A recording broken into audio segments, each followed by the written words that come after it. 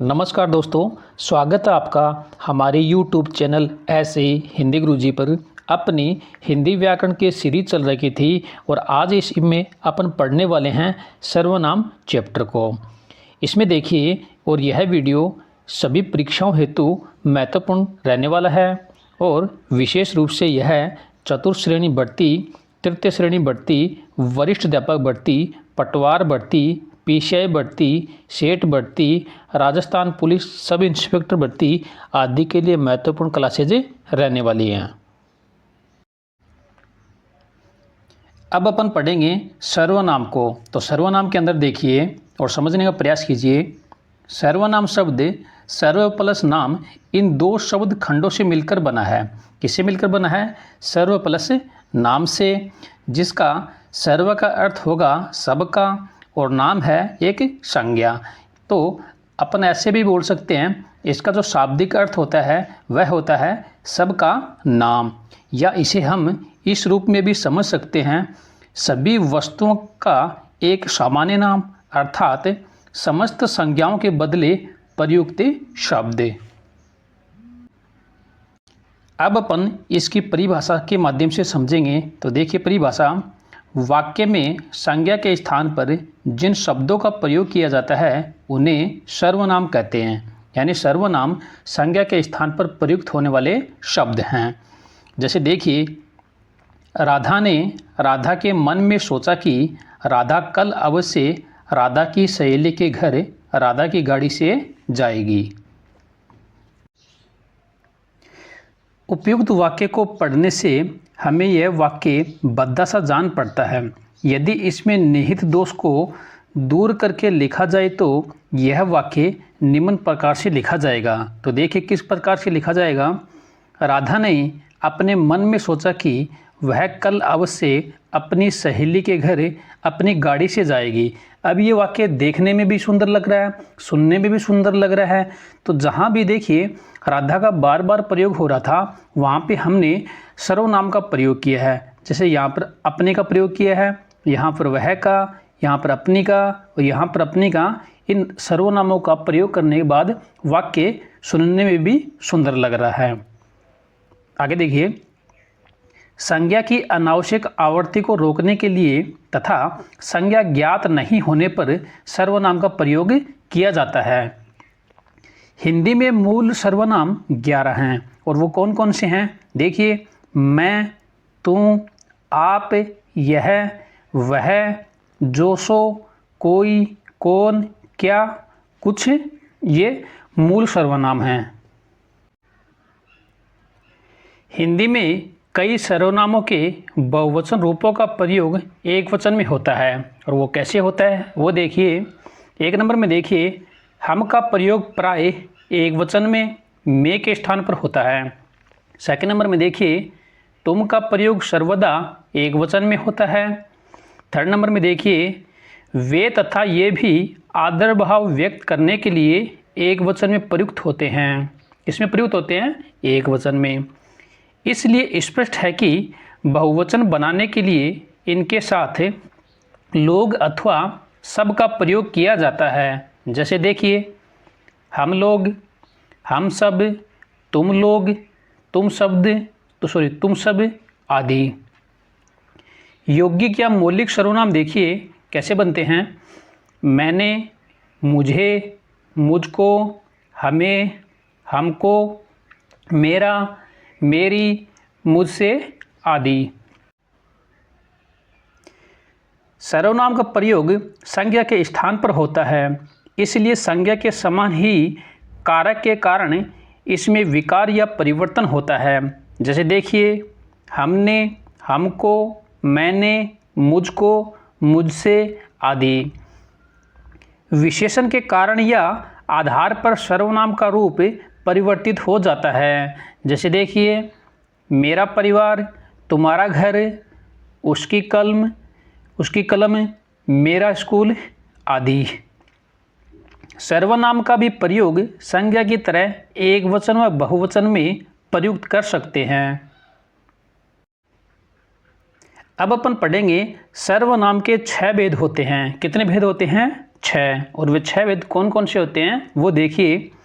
पहला भेद होता है पुरुषवाचक सर्वनाम, दूसरा भेद होता है निश्चयवाचक सर्वनाम यानी संकेतवाचक सर्वनाम, तीसरा होता है अनिश्चयवाचक सर्वनाम, चौथा होता है प्रश्नवाचक सर्वनाम, 5 नंबर का होता है संबंधवाचक सर्वनाम, 6 नंबर का होता है निजवाचक सर्वनाम।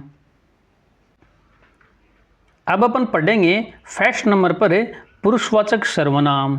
तो इसमें देखिए, वे सर्वनाम जिनका प्रयोग वक्ता, श्रोता व अन्य के लिए किया जाता है उन्हें पुरुषवाचक सर्वनाम कहते हैं। तो देखिए, वक्ता यानी बोलने वाला और श्रोता यानी सुनने वाला। जिस सर्वनाम का प्रयोग स्त्री व पुरुष दोनों के लिए किया जाता हो वह पुरुषवाचक सर्वनाम कहलाता है। जैसे उदाहरण के माध्यम से समझने का प्रयास कीजिए। विकास ने मुझसे कहा कि वह बीमार है, तो यहाँ पर पुरुषवाचक सर्वनाम वह में है। सेकंड उदाहरण देखिए, सुनील ने कहा आज मैं स्कूल नहीं जाऊँगा। तीसरा उदाहरण देखिए, कमलेश ने कहा मैं आज तुम्हें पत्र लिखूँगा। इन तीनों उदाहरणों में पुरुषवाचक सर्वनाम है। अब अपन पढ़ेंगे पुरुषवाचक सर्वनाम के 3 भेद होते हैं। कितने भेद होते हैं? 3। किसी भी वार्ता के प्रसंग में 3 प्रकार के पुरुष या व्यक्ति होते हैं। तो देखिए कौन कौन से 3 भेद होते हैं। पहला देखिए उत्तम पुरुषवाचक सर्वनाम, दूसरा देखिए मध्यम पुरुषवाचक सर्वनाम, तीसरा देखिए अन्य पुरुषवाचक सर्वनाम। अब अपन 1 नंबर पर पढ़ेंगे उत्तम पुरुषवाचक सर्वनाम को। तो इसमें देखिए, बोलने वाला या लिखने वाला अपने नाम के स्थान पर जिन शब्दों का प्रयोग करता है उन्हें उत्तम पुरुषवाचक सर्वनाम कहते हैं। जिन सर्वनाम शब्दों का प्रयोग बोलने वाला या वक्ता स्वयं के लिए करता है उन्हें उत्तम पुरुषवाचक सर्वनाम कहते हैं। जैसे देखिए कौन कौन से शब्द हैं। मैं, मैंने, मेरी, मेरे लिए, मुझे, मुझसे, हम, हमारा, हमारी, हमसे, हमारे लिए आदि। इन शब्दों का प्रयोग होगा, ये स्वयं के लिए किए जाते हैं तो वहाँ पर उत्तम पुरुषवाचक सर्वनाम माना जाएगा। जैसे देखिए उदाहरण के माध्यम से, मैंने खाना खा लिया, तो मैंने का प्रयोग हो रहा है स्वयं के लिए हो रहा है तो यहाँ पर उत्तम पुरुषवाचक सर्वनाम होगा। सेकंड उदाहरण देखिए, मेरा घर यहाँ से नज़दीक है। 3 नंबर का उदाहरण देखिए, मैं खाना खा रहा हूँ, तो मैं में भी उत्तम पुरुषवाचक सर्वनाम होगा। 4 नंबर का उदाहरण देखिए, हम लोग पहुँचने ही वाले हैं, तो हम में भी उत्तम पुरुषवाचक सर्वनाम होगा। क्यों? क्योंकि यह स्वयं के लिए शब्दों का प्रयोग कर रहा है। आगे देखिए, मैं तथा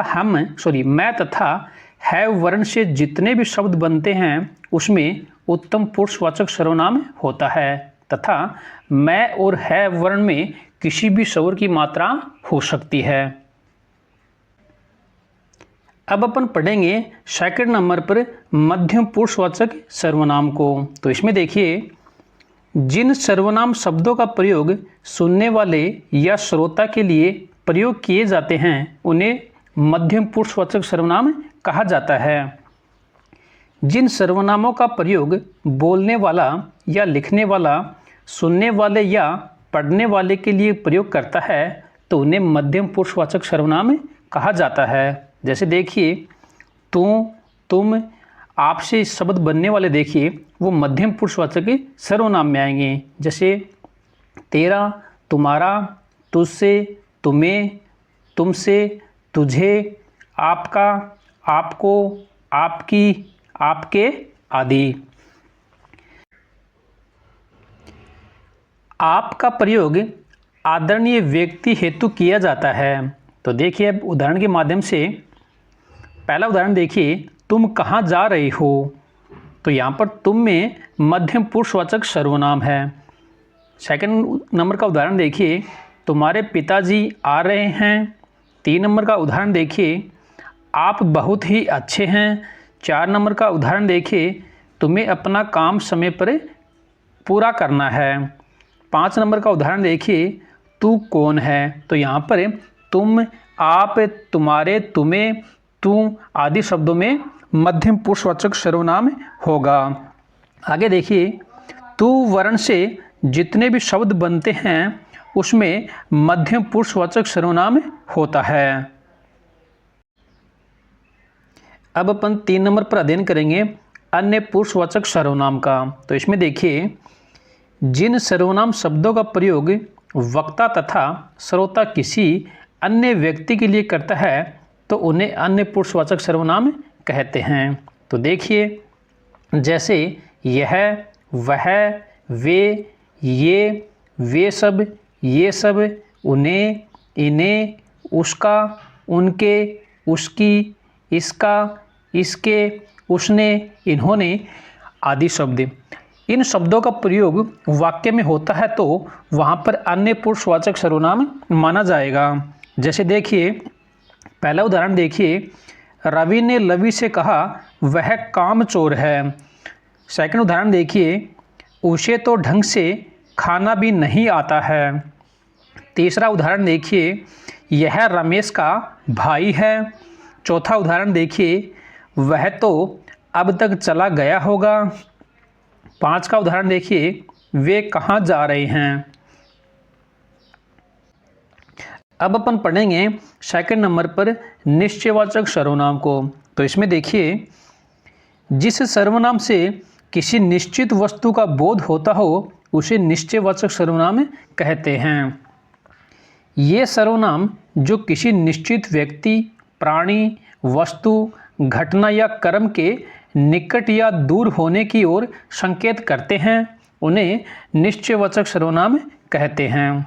तो देखिए कौन कौन से शब्द हैं।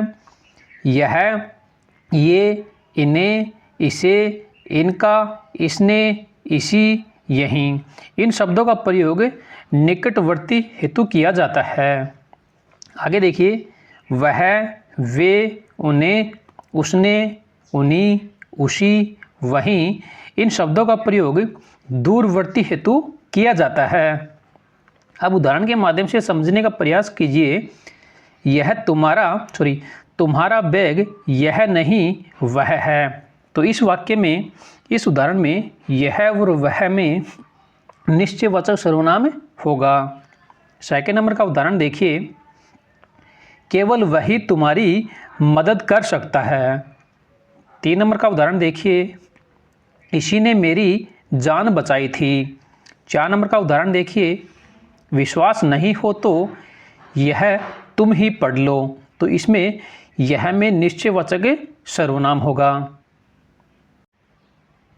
अब अपन 3 नंबर पर पढ़ेंगे अनिश्चयवाचक सर्वनाम को। तो इसमें देखिए, जिस सर्वनाम से किसी निश्चित वस्तु का बोध न हो उसे अनिश्चयवाचक सर्वनाम कहते हैं। वे सर्वनाम जो किसी अनिश्चित व्यक्ति, प्राणी, वस्तु, घटना या व्यापार के लिए प्रयुक्त होते हैं उन्हें अनिश्चयवाचक सर्वनाम कहा जाता है। जैसे देखिए, कोई, कुछ, किसी, किन्हीं, कभी आदि। इन शब्दों का प्रयोग वाक्य में होगा तो अनिश्चयवाचक सर्वनाम माना जाएगा। जैसे देखिए, पहला उदाहरण देखिए, कोई द्वार पर खड़ा है और उसके हाथ में कुछ है। अपन को यह, इस उदाहरण से यह मालूम होता है कि द्वार पर कौन खड़ा है हमें कोई मालूम नहीं, और उसके हाथ में क्या है यह भी मालूम नहीं।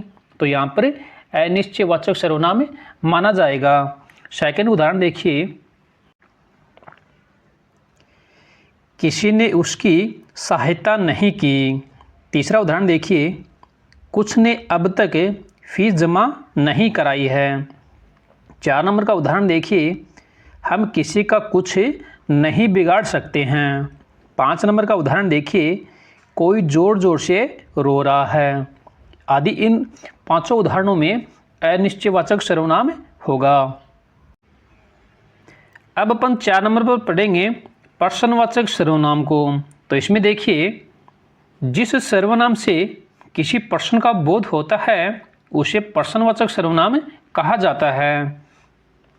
वे सर्वनाम शब्द जिनसे किसी निश्चित व्यक्ति, प्राणी, वस्तु आदि के विषय में प्रश्न पूछने का बोध होता है उन्हें प्रश्नवाचक सर्वनाम कहते हैं। जैसे देखिए, कौन, क्या, किसे, किसने, किसके लिए, किसको आदि। उदाहरण देखिए, देखो दरवाजे पर कौन खड़ा है। तो यहाँ पर प्रश्न पूछा जा रहा है कि देखो दरवाजे पर कौन खड़ा है। तो यहाँ पर कौन के अंदर प्रश्नवाचक सर्वनाम होगा।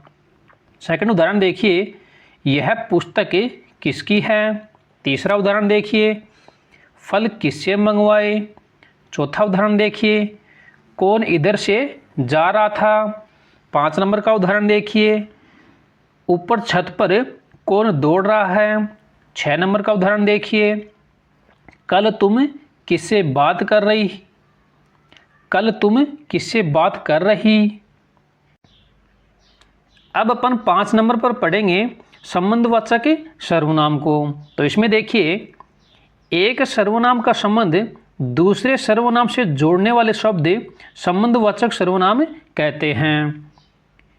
जिस सर्वनाम शब्दों से दो अलग अलग बातों का संबंध प्रकट होता है अथवा जो प्रधान वाक्य से आश्रित वाक्यों को जोड़ते हैं उन्हें संबंधवाचक सर्वनाम कहा जाता है। जैसे देखिए, जो, सो, जैसी, वैसी, जिसने, उसे, सो, जिसने, उसने, जिसे, उसे, जिसे, जब, जब, जो, वह, यद्यपि, तथापि, जिसे, वही, तेते, जेते, तेती, जेती आदि शब्दों का प्रयोग उदाहरण में होगा तो वहाँ पर संबंधवाचक सर्वनाम माना जाएगा। जैसे देखिए, जिसकी लाठी उसकी भैंस है। तो जिसकी और उसकी में संबंध है तो इसीलिए संबंधवाचक सर्वनाम माना जाएगा। सेकंड उदाहरण देखिए, जो प्रथम आएगा वही पुरस्कार पाएगा। तीसरा उदाहरण देखिए, जितनी शक्कर डालोगे उतना ही मीठा होगा। 4 नंबर का उदाहरण देखिए, जिसे नौकरी लगनी है उसे पढ़ना होगा। 5 नंबर का उदाहरण देखिए, तेते पाँव पसारिए जेती लंबी शोर। 6 नंबर का उदाहरण देखिए, वह कलम मिल गया है जो कल खो गया था। 7 नंबर का उदाहरण देखिए, जो सोता है सो खोता है। 8 नंबर का उदाहरण देखिए, जितना पचा सको उतना खाओ। अब अपन 6 नंबर पर अध्ययन करेंगे निजवाचक सर्वनाम का। तो इसमें देखिए, निज का अर्थ होता है अपना। क्या अर्थ होता है निज का? अपना। जहाँ आप शब्द का प्रयोग आदर्श सूचक के अर्थ में न होकर स्वयं के लिए होता है उसे निजवाचक सर्वनाम कहते हैं। वक्ता या लेखक जिन सर्वनाम शब्दों का बोध कराता है और अपने लिए जिनका प्रयोग करता है उन्हें निजवाचक सर्वनाम कहा जाता है। जैसे देखिए, आप, अपने आप, अपना, अपने लिए, स्वयं, खुद, निज, स्वतः, आपसे, ही, खुदो खुद आदि शब्दों का प्रयोग होगा उदाहरणों में तो वहाँ पर निजवाचक सर्वनाम माना जाएगा। अब उदाहरण देखिए, वह स्वयं देखकर आया था। तो यहाँ पर स्वयं का प्रयोग हुआ है, इसी कारण यहाँ पर निजवाचक सर्वनाम माना जाएगा। सेकंड उदाहरण देखिए, हमें अपना ध्यान स्वयं रखना चाहिए। अब 3 नंबर का उदाहरण देखिए, मैं हर काम खुद करता हूँ। 4 नंबर पर देखिए, इस समस्या को मैं आप ही हल करूँगा। 5 नंबर का उदाहरण देखिए, मैं अपने आप संभल गया था। 6 नंबर का उदाहरण देखिए, खुदो खुद ही कोई काम नहीं बनता है। 7 नंबर का उदाहरण देखिए, इसके लिए आप खुद जिम्मेदार हैं। 8 नंबर का उदाहरण देखिए, तुम आप वहाँ जा सकते हो। 9 नंबर का उदाहरण देखिए, वह स्वतः समझ लेगा। अब अपन पढ़ेंगे आप शब्द के भिन्न भिन्न रूप, यानी आप शब्द का अलग अलग वाक्यों में भिन्न भिन्न रूपों में प्रयोग होता है। तो देखिए कैसे। पहला देखिए, यदि आप शब्द आदर रूप में प्रयुक्त होता है तो वहाँ पर मध्यम पुरुषवाचक सर्वनाम माना जाएगा, यानी आदर के रूप में प्रयोग होगा तो वहाँ पर मध्यम पुरुषवाचक सर्वनाम होगा। तो जैसे देखिए, आप यहाँ बैठिए, तो यहाँ पर आदर के साथ बोल रहे हैं आप यहाँ बैठिए, तो यहाँ पर आप शब्द में मध्यम पुरुषवाचक सर्वनाम माना जाएगा। सेकंड उदाहरण देखिए, आप क्या लेंगे, आप कहाँ रहते हैं।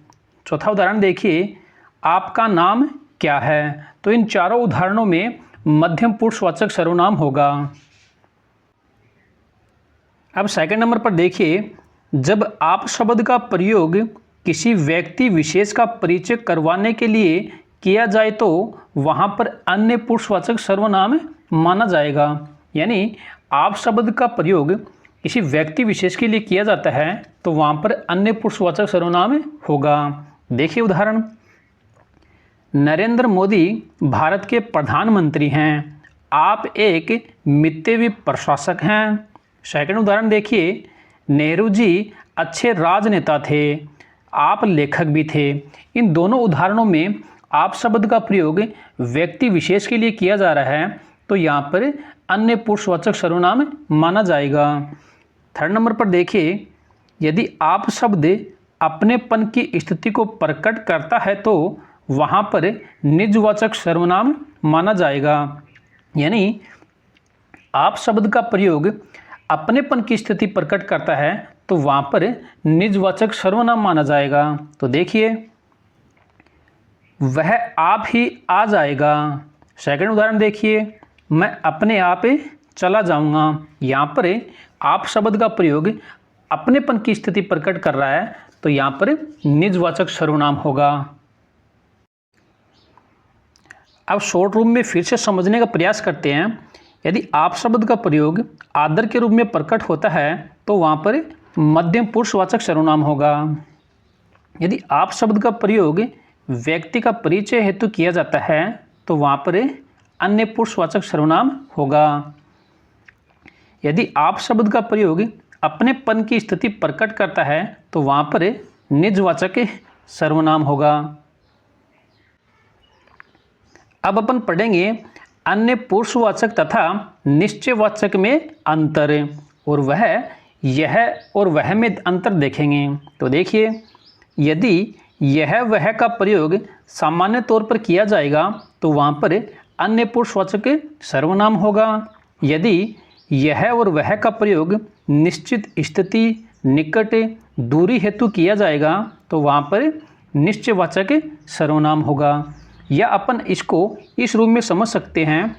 निश्चयवाचक के रूप में देखिए, यदि वाक्य में संकेतित पदार्थ यह वह के तुरंत बाद में प्रयुक्त होता है तो वहाँ पर निश्चयवाचक सर्वनाम होगा। अन्य पुरुषवाचक में देखिए, संकेतित पदार्थ यह वह के साथ प्रयुक्त न होकर और कहीं पर प्रयोग होता है तो, अथवा यह वह तथा संकेतित पदार्थ के बीच में अन्य कोई भी सर्वनाम प्रयुक्त होता है तो वहाँ पर अन्य पुरुषवाचक सर्वनाम माना जाएगा। अब इनको उदाहरणों के माध्यम से समझेंगे। तो पहला उदाहरण देखिए, आजकल यह कुछ नहीं खाता पीता है, तो इसमें अन्य पुरुषवाचक सर्वनाम होगा। सेकंड उदाहरण देखिए, वह बिलायती चूहा है, इसमें निश्चयवाचक सर्वनाम होगा। तीसरा उदाहरण देखिए, यह पुस्तक मेरी है, इसमें निश्चयवाचक सर्वनाम होगा। चौथा उदाहरण देखिए, यह मेरी पुस्तक है, इसमें अन्य पुरुषवाचक सर्वनाम होगा। और इसी के साथ अपना सर्वनाम चैप्टर यही कंप्लीट होता है। अब नेक्स्ट चैप्टर में मिलेंगे। और हमारे चैनल पर नए हैं तो चैनल को सब्सक्राइब कीजिए, लाइक कीजिए और ज़्यादा से ज़्यादा शेयर कीजिए। तब तक के लिए नमस्कार।